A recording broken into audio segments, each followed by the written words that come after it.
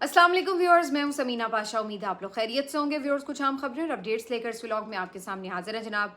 आज बड़ा मैं तो घबरा रही थी कि यार ये निज़ाम कहीं ठीक तो नहीं होने जा रहा, कहीं ऐसा तो नहीं कि लोगों में कोई ज़मीर जाग गया है, कहीं ऐसा तो नहीं कि कोई किसी को ये ख्याल आ गया है कि नहीं भाई चीज़ें बेहतर करनी चाहिए। लेकिन शुक्र है कि फ़ौरन ही आज़ाद कश्मीर की सुप्रीम कोर्ट ने एक ऐसा फ़ैसला दिया कि जिसके बाद वापस इस सिस्टम की फस्तायत पर और इस सिस्टम की बेईमानी पर यकीन वापस बरकरार बहाल हो गया। तो इसके ऊपर तफसील बताते हैं आपको। इसके साथ साथ जी ऑपोजिशन के रहनुमाओं का आज एक प्लान था कि पहुंचा जाए आज़ाद कश्मीर और वहाँ जॉइंट एक्शन कमेटी के साथ गुफ्तगू की जाए, मुलाकात की जाए। फिर उनके साथ क्या हुआ आपको बताते हैं। इधर इमरान खान साहब की अहम केसेस की हियरिंग थी, सुप्रीम कोर्ट में अपील भी दायर की गई, हाई कोर्ट में भी केस की हियरिंग थी, उस पर भी बात करते हैं। और फिर लास्टली अफगानिस्तान में जो रात गए अटैक हुआ है उसके ऊपर भी गुफ्तगू होगी। तो काफ़ी कुछ है इस व्लॉग में। आपसे रिक्वेस्ट है कि चैनल को सब्सक्राइब कर लें अगर अभी तक सब्सक्राइब नहीं किया। तो सबसे पहले बात कर लेते हैं कि जी मेरा एतमाद कैसे बहाल हुआ वापस इस निज़ाम के ऊपर, इस निज़ाम की फस्तायत के ऊपर, बेईमानी के ऊपर और इस यकीन के ऊपर कि ये लोग ठीक नहीं होने वाले। तो इसके ऊपर कैसे ईमान मेरा वापस बहाल हुआ। खबर यह है कि जनाब आज़ाद कश्मीर की हाई कोर्ट ने चंद दिन पहले, आपको याद होगा कि फ़ैसला दिया था कि वहाँ पर जो आज़ाद कश्मीर में इलेक्शन होने जा रहे हैं उसके हवाले से था। और उसमें ये वाज़े तौर पर हुक्म दिया कि पाकिस्तान तहरीक इंसाफ को बहैसियत सियासी जमात फ़ौरी रजिस्टर किया जाए और उन्हें बल्ले का निशान भी दिया जाए। तो उसी वक्त सब एकदम हैरान और परेशान थे कि इस सिस्टम के होते हुए ऐसा फैसला कैसे आ सकता है, भले वो आज़ाद कश्मीर की हाई कोर्ट क्यों ना हो। और उस वक्त भी मुझे इस बात का अंदेशा था कि ये फ़ैसला शायद बरकरार नहीं रहेगा। आपको याद होगा मैंने उस दिन भी इस फैसले के ऊपर जो गुफ्तगू की थी, तो मैंने कहा था कि या तो इस फैसले के ख़िलाफ़ सुप्रीम कोर्ट का फ़ैसला आ जाएगा या आईनी अदालत चली जाएगी, किसी सूरत वहाँ पे बात चली जाएगी या कुछ भी करके बहरहाल ये फ़ैसला बरकरार नहीं रहेगा। और ये मेरा ख़दशा बिल्कुल दुरुस्त साबित हुआ। कल तक भी जब ये फ़ैसला भी नहीं आया था तो मुझे यही अंदाज़ा था कि अगर ये बल्ला मिला भी हुआ है तो इसके पीछे कोई मज़मूम मकासद ही होंगे, कोई नेक नियति से इस तरह का फ़ैसला नहीं चलने दिया जाएगा। और ऐसा ही हुआ। आज ही इलेक्शन कमीशन, जो आज़ाद कश्मीर का इलेक्शन कमीशन है, जो बिल्कुल भी लगता नहीं है कि आज़ाद है, बहरहाल उसकी जानिब से हाई कोर्ट के फ़ैसले के ख़िलाफ़ जो अपील दायर की गई थी, उस अपील के ऊपर सुप्रीम कोर्ट के एक चीफ जस्टिस साहब जिनका नाम राजा अकरम है, तो ये राजा जो आजकल मिले हुए हैं, चाहे वो राजा सिकंदर सुल्तान हो या अब मैं क्या क्या नाम गिनवाऊँ, तो बहरहाल उधर भी राजा साहब ने अपना फ़ैसला सुना दिया और उन्होंने हाई कोर्ट का जो फ़ैसला था उसको फ़ौरी तौर पर मुअत्तल कर दिया और वापस ये बहाल रखा है कि जी ना तो पाकिस्तान तहरीक इंसाफ की रजिस्ट्रेशन होगी, ना ही उनको बल्ले का निशान मिलेगा। तो उन्होंने बिल्कुल इस निज़ाम की मंशा के ऐन मुताबिक जो है वो फ़ैसला कर डाला। तो इस तरह आज़ाद कश्मीर के इलेक्शन से भी पाकिस्तान तहरीक इंसाफ को टेक्निकली एक जमात के तौर पर आउट कर दिया गया है। वहाँ पे भी उन्हें बल्ला नहीं मिला है। वहाँ पे भी अगर वो इलेक्शन लड़ते हैं तो उनके उम्मीदवारों को जो है वो उसी तरह रंग बिरंगे निशानात अलॉट कर दिए जाएंगे। अब एक दफ़ा फिर आप देखेंगे कि ये बहस छिड़ जाएगी कि फिर पीटीआई को आखिर हिस्सा लेना चाहिए, क्योंकि ये बात तो तय है कि अगर ये लोग फिर भी हिस्सा लेने जाते हैं तो कैंपेन इनको फिर भी नहीं करने दी जाएगी, जिस तरह गिलगित में आपने देखा।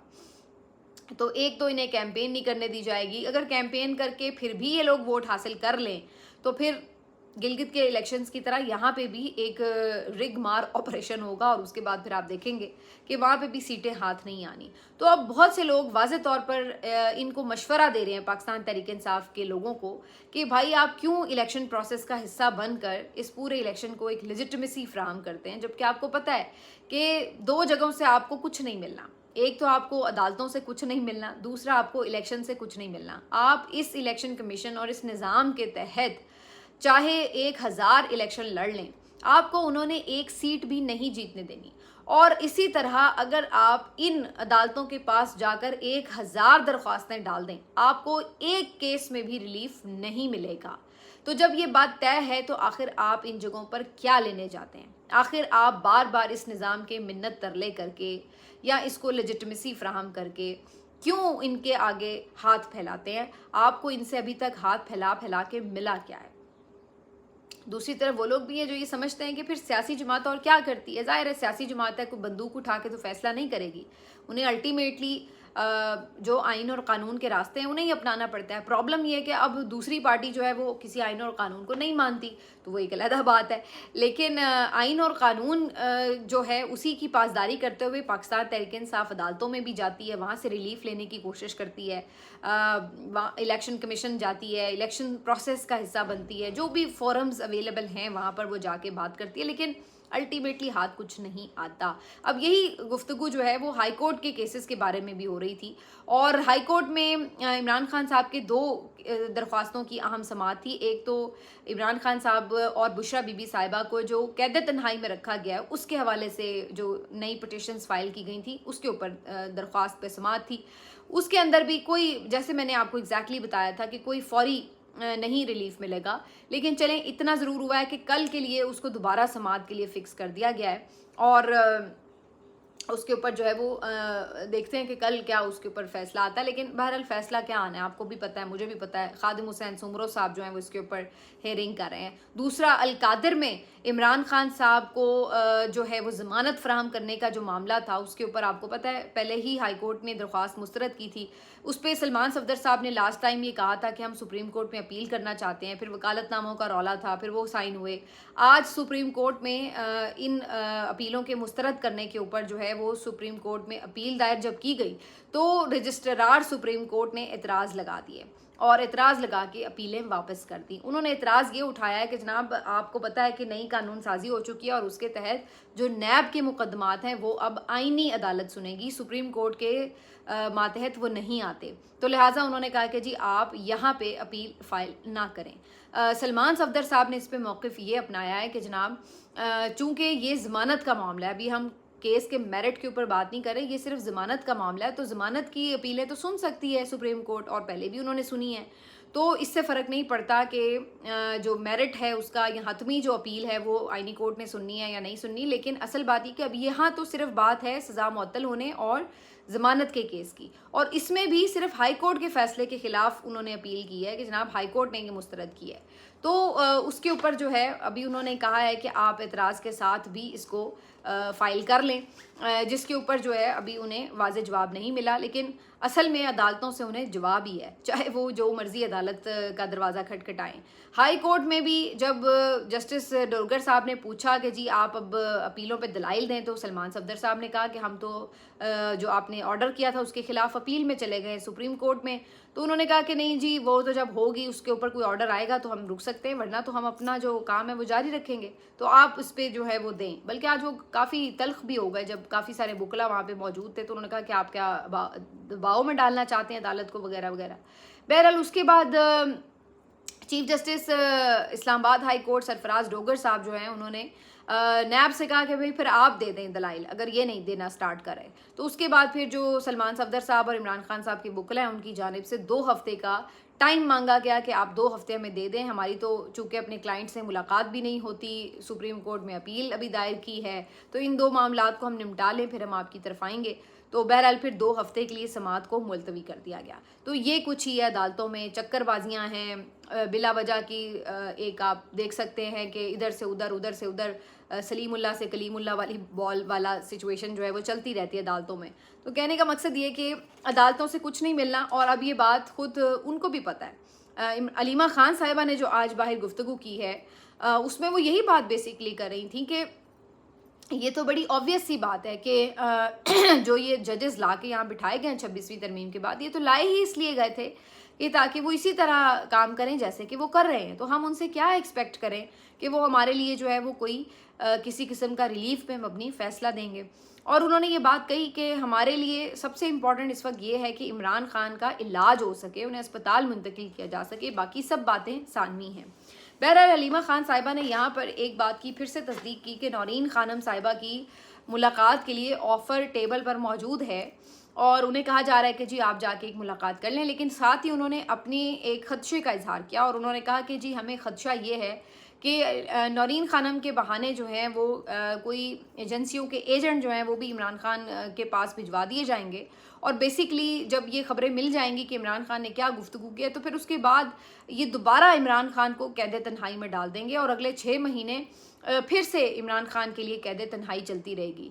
तो एक मुलाकात करवा के ये बुनियादी तौर पर जो एक अभी का सारा प्रेशर बनाया गया है उसको ख़त्म करेंगे, और उसके बाद आगे 6 महीने तक के लिए इमरान खान को कैद तन्हाई में डाल देंगे, जो कि किसी तौर काबिल कबूल नहीं है। तो अलीमा खान साहिबा ने इसमें 2 बातें तो एडमिट कर ली कि नौरीन खानम साहिबा को मुलाकात की ऑफ़र है। दूसरा, डील की बात पे उन्होंने कहा कि जो ये बातें की जा रही कि पसे पर्दा कोई बात हो रही है, तो उस पर वो बड़ी वाज़े तौर पर उन्होंने कहा कि कोई इमरान खान की जो डील है वो अल्लाह के साथ हो चुकी है और किसी से कोई डील नहीं है। इमरान खान झुकने से इनकारी है और यही तकलीफ़ है इन सबको, और इसीलिए ये उसका सामना तक नहीं कर सकते। तो उन्होंने कहा कि इमरान खान को ना कोई डील ऑफ़र कर सकता है, ना किसी डील में इमरान खान आता है, लेकिन ये अफसोस की बात है कि इस तरह की बातें बार बार की जाती हैं। अच्छा, अब डील वाली जो बात है, जब ये बातें हो भी रही थी कि मुलाकातें हुई हैं या कोई इमरान खान को ऑफ़र, तो तब भी मैंने आपको एक बात कही थी कि या तो ये जो चीज़ें हैं ये सिर्फ दोबारा इंगेज करके ट्रक की बत्ती है कि जी बात हम कर रहे हैं, लेकिन अगर आप ऑन ग्राउंड देखें तो बहुत सारी चीज़ें आपको कोई तब्दील होती नज़र नहीं आती, जिससे ये लगे कि हाँ भाई कोई बातचीत शुरू हुई हो। तो होता है ना कि थोड़े से असरात आपको नज़र आना शुरू हो जाते हैं, कोई रिलीफ नज़र आना शुरू हो जाते हैं, वो तो हमें कुछ नज़र नहीं आता। इवन आप अभी तक देख लें कि इमरान खान की मुलाकातों से मुतल्लिक, उनके इलाज से मुतल्लिक, उनकी जो वहाँ पे सहूलियात हैं उनसे मुतल्लिक, या उनके तो चले छोड़े, उनकी बेगम से मुतल्लिक, उनके जो दीगर असीर रहनुमा हैं उनसे मुतल्लिक कोई 1.1% भी आपको पॉलिसी में चेंज नज़र नहीं आता, कोई 1.1% भी आपको नरमी नज़र नहीं आती। तो इस वजह से ये जो है बात हज़म करना बड़ा मुश्किल हो जाता है कि वाकई कोई पसे पर्दा बात जो है वो चल रही है, क्योंकि अगर चल रही हो तो इस तरह के हालात होते नहीं हैं आमतौर पर। लेकिन ये बड़ा बहरहाल जो लोग इस बात पे बिलीव करते हैं वो बड़ा कन्विंसिंगली बताते हैं कि जी मुलाकात तो हुई थी और बातचीत तो शुरू हुई है, अब आगे देखते हैं। लेकिन मुझे तो ऑनेस्टली बताऊँ तो अभी तक ये ट्रक की बत्ती लगती है, क्योंकि अगर किसी ने वाकई मुज़ाकरात या बातचीत को कामयाब करना हो तो वो इस तरह तो नहीं हो सकते मुज़ाकरात या बातचीत कामयाब कि आपने एक बंदे को इस कदर सख्त कंडीशंस में रखा है और फिर आप ये सोचें कि जी वो बड़ा हंस के आपको वेलकम करेगा और आपको आपकी बात भी मानेगा। तो ये बड़ी अजीबो गरीब सी सूरत हाल बनी हुई है। कल आज सलमान सफदर साहब ने भी जो गुफ्तगू की उसमें वो भी ये बता रहे थे कि इवन उनका टीवी बंद है, अखबारात बंद हैं, बच्चों से बात नहीं होती, बेगम से भी हफ्ते बाद कहीं थोड़ी सी बातचीत होती है, वो भी बड़ी मुश्किलात के साथ। और दूसरी तरफ आप देख ही रहे हैं कि बहनों से, आउटर वर्ल्ड से उनका राब्ता बिल्कुल मुनक़ता है, आँख का उनका प्रॉब्लम है जिसको कोई सीरियस नहीं ले रहा है। तो ये तमाम चीज़ें वो ख़ुद सलमान सफदर साहब एज़ आई विटनेस बता रहे हैं, जो ज़ाहिर है वो तो मिल चुके हैं इस सारी कंडीशन में इमरान खान साहब को। तो ऐसे में ये सोचे भी बंदा कैसे कि यार यहाँ पे वाकई कोई बातचीत नेक नियति के साथ की जा रही है, अगर की भी जा रही है तो बहरहाल उसमें नेक नियति तो कहीं नज़र नहीं आती ऑनेस्टली, और किसी भी मामले पर नज़र नहीं आती। आप देखें ना, वही जैसे मैं बात कर रही हूँ कि कहीं कोई आसानी होनी हो तो चले भी आप, इवन आज़ाद कश्मीर में ही वो जो हाई कोर्ट का फैसला था उसी को चलने दें, लेकिन नहीं चलने दिया। तो कैसे हमें लगे कि हाँ भाई कहीं पे कोई ऐसा एहसास मौजूद है, तो ऐसा कोई एहसास नज़र नहीं आता, क्योंकि बेसिकली एक ओवरऑल रियासती पॉलिसी हमारी इसी तरह की चल रही है ना। अब आप आज़ाद कश्मीर में देख लें कि जॉइंट एक्शन कमेटी का जो धरना जारी है, वहाँ पर एक मुसलसल क्योस की सिचुएशन है।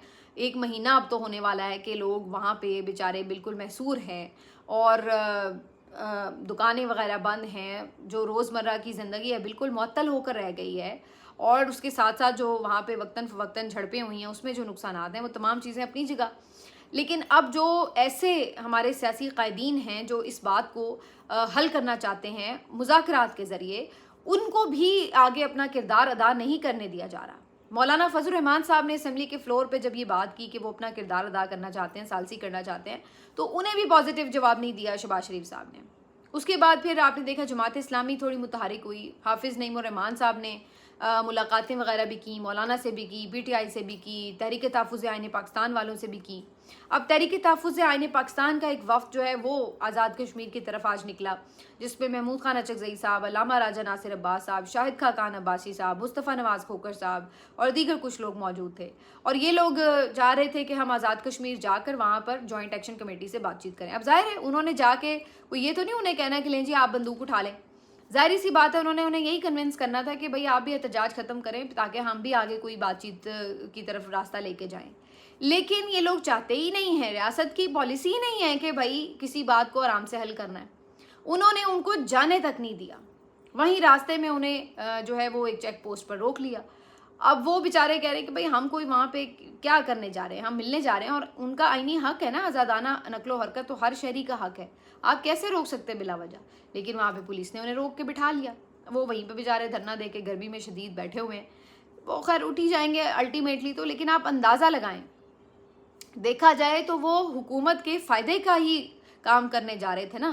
भाई क्योस हो, एक हलचल मची हुई हो, एक एरिया में एक प्रॉब्लम है, तो वो अगर सॉर्ट आउट होती है तो उससे हुकूमत को फ़ायदा तो होगा कि उनका एक मसला हल हो रहा है। लेकिन ये इतने अकल के अंधे हैं कि ये कहते हैं कि क्यों हमारी कोई मदद करने के लिए भी आ रहा है, क्यों कोई हमारा मसला हल करने आ रहा है, हमने तो मसला बना के रखना है। ये इनकी जब मेंटालिटी हो तो फिर आप अंदाज़ा लगाएं कि उसके बाद क्या कोई बातचीत से मसला ये हल करना चाहेंगे, किसी भी और से भी, इवन किसी भी एंगल से। हर जगह एक ही इस वक्त पॉलिसी है, ये बात समझ लेनी चाहिए। पंजाब से लेके कश्मीर तक और खैबर से लेके बलूचिस्तान तक एक ही पॉलिसी है और वो डंडा पॉलिसी है। चाहे वो आप पंजाब की कानून साजियों में देख लें, चाहे वो आप आज़ाद कश्मीर गिलगित के इलेक्शंस में देख लें, चाहे वो जॉइंट एक्शन कमेटी के साथ ट्रीटमेंट में देख लें, चाहे आप वो खैबर पख्तूनख्वा के साथ ट्रीटमेंट में देख लें, चाहे आप वो अफ़गानिस्तान के मामले में देख लें। अभी कल भी ये खबर आई है कि अफ़गानिस्तान में जो है वो फोर्सेस की तरफ से ऑपरेशन किया गया है और वहाँ पर एक ठीक ठाक हैवी बमबारी भी की गई है, जिसके नतीजे में पाकिस्तानी फोर्सेस का ये दावा है, वज़ीर इत्तलात ने इस पर ट्वीट किया है कि 25 दहशतगर्द हलाक हुए हैं। अफ़गान अपना दावा करते हैं, वो कहते हैं जी नहीं हमारे आम शहरी जो है वो मार दिए गए। लेकिन इधर पीटीआई की हुकूमत जो है वो बार बार ये बात करती है। शफी जान साहब कल भी एक प्रोग्राम में ये कह रहे थे कि भाई अफ़गानिस्तान का जो मामला है उसको हमें बातचीत से हल करना है। आपने तिजारत भी बंद की हुई है, उसकी वजह से अलहदा जो एक नुकसानात हैं वो हमें उठाने पड़ रहे हैं। जो एक दहशतगर्दी वाला मामला है वो तो मुसलसल आपकी बमबारियों से या ऑपरेशन से भी अभी तक सॉर्ट आउट नहीं हुआ, वो तो वाक़यात हो रहे हैं। तो क्यों ना आप एक दफ़ा जो वहाँ की हुकूमत का मशवरा है उसके अकॉर्डिंग चल के देख लें। उस तरफ भी नहीं है, उनका वहाँ पे भी वही मौक़िफ़ है कि नहीं हमने लड़ाई करनी है, हमने जो है वो दहशतगर्दों को मारना है। दहशतगर्दों को तो ज़रूर मारें, उनकी तो कोई किसी के दिल में हमदर्दी नहीं है। लेकिन फिर बात वही है कि अल्टीमेटली जो भी आपके हमसाए हैं उनके साथ आप कितनी देर जंग लड़ेंगे और क्या ये कोई अल्टीमेट सोल्यूशन है या सिर्फ ये एक पॉलिसी है जिसको हम बार बार आजमाते हैं, फिर चेंज करते हैं, फिर आजमाते हैं, फिर चेंज करते हैं। तो लेकिन इससे हमें तासुर तो बहरहाल यही मिलता है कि पॉलिसी तो रियासत की एक ही है, एक जगह से लेके दूसरे कोने तक पॉलिसी एक ही है, उस पर कोई फ़र्क नहीं है। और उसमें पॉलिसी वही हार्ड स्टेट वाली है और डंडे वाली है। उसके अलावा उसमें कहीं बातचीत, कोई सुलह जोई, कोई सुलह सफाई, कोई मफाहमत, किसी चीज़ की उसमें कोई वैल्यू और वर्थ नहीं है। ये बात तो फॉर श्योर है। या तो टोटल सरेंडर है या फिर जिसने लड़ना है वो लड़ाई लड़ता रहे, इसके अलावा तीसरा कोई ऑप्शन नहीं है। तो बहरहाल ये जो है वो आज की सारी अपडेट्स हैं। मिलते हैं आपसे अगले व्लॉग में, अपना ख्याल रखिए। अल्लाह हाफिज़।